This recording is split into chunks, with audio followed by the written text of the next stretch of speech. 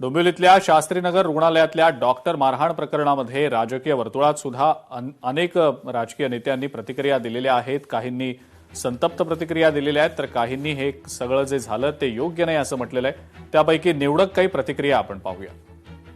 कुठल्याही शासकीय अधिकाऱ्यांना, कर्मचाऱ्यांना आणि विशेषतः वैद्यकीय सेवेमध्ये रुग्णांची सेवा करणाऱ्या वैद्यकीय अधिकाऱ्यांना अशा पद्धतीची धक्काबुक्की मारहाण करणं योग्य नाही।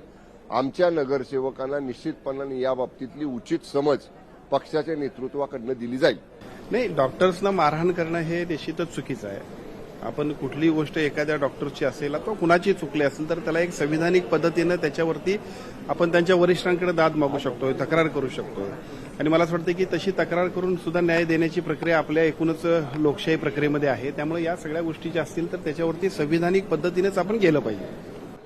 उद्या विधानसभेत अनेक आमदार आहेत की ज्यांना संताप येतो, म्हणून त्यांनी जर मारहाण करायला सुरुवात केली तर मला वाटतं की भारताची जी काही प्रथा परंपरा आहे त्यावर प्रश्नचिन्ह निर्माण होईल। आणि म्हणून पहिला मुद्दा की मारहाणीचं समर्थन नाही, पण ज्या घटनेच्या संदर्भामध्ये ही मारहाण झाली त्या घटनेच्या बाबतीमध्येही तर आपल्याला चिंतन करावं लागेल की एखाद्या रुग्णाच्या जीवाशी तुम्ही अशा पद्धतीने व्यवहार करत असेल तर अशांवर कडक कारवाई केली पाहिजे। डॉक्टरला मारहाण झाली ते काही बरोबर नाही आहे, त्याचं आम्ही समर्थन करणार नाही। पण मारहाण कुठल्या कारणास्तव केली, का केली हे माहीत नाही।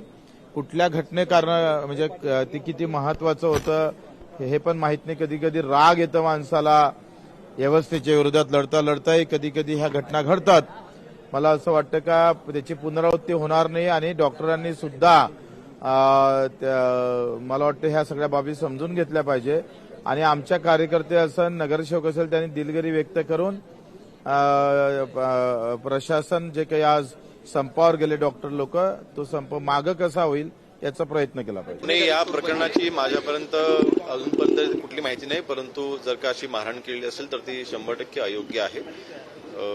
जे काही त्यांची तक्रार होती त्यांनी संबंधित विभागाकडे, अधिकाऱ्यांकडे त्यांनी तक्रार करणं आवश्यक होतं, परंतु अशा पद्धतीने मारहाण करणं हे योग्य नाही। पोलिसांना आम्ही विनंती केली की आज संध्याकाळपर्यंत त्यांना अटक झाली नाही तर उद्या खूप मोठं आंदोलन आम्ही करणार।